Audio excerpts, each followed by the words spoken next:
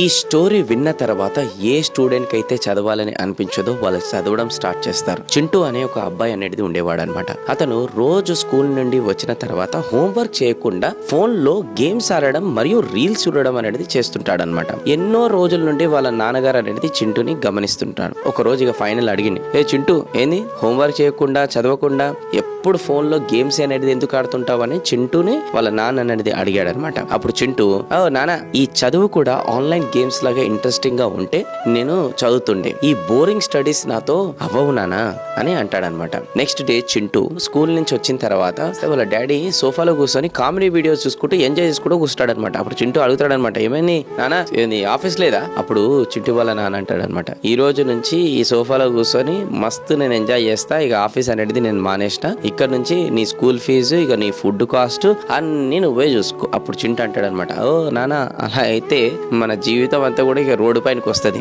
Correct my boy. మనం life లో ఇష్టం వచ్చినట్లు ఉండకూడదు, రెస్పాన్సిబిలిటీతో మైండ్ ని ఉపయోగించి పనులు అనేది చెయ్యాలని చింటూ వాళ్ళ ఫాదర్ అని చింటూకు చెప్తాడనమాట. అప్పటి నుంచి ఇక చింటూ బుద్ధిగా చదవడం స్టార్ట్ చేస్తారు. మీరు కూడా అర్థం చేసుకోండి, ఈ రోజు భగవంతుడు మనం కోరుకున్న దానికన్నా ఒకటి ఎక్కువనే ఇచ్చాడు, అందుకోసం వాల్యూ అర్థమైతలేదు. ఇల్లు లేని వాళ్ళకి అడగండి ఇల్లు వాల్యూ చెప్తారు, ఫుడ్ లేని వాళ్ళకండి ఫుడ్ వాల్యూ అని చెప్తారు, తల్లిదండ్రులు లేని వాళ్ళకి అడగండి తల్లిదండ్రులు వాల్యూ అంటూ వాళ్ళు మాత్రమే చెప్పగలుగుతారు. అందుకోసం ఇచ్చిన దానికి గ్రాటిట్యూడ్ గా ఫీల్ అయ్యి మనం కూడా జస్ట్ చదవడమే కదా, చదివితే అయిపోతుంది కదా, లైఫ్ సెటిల్ అయిపోతుంది. All the best.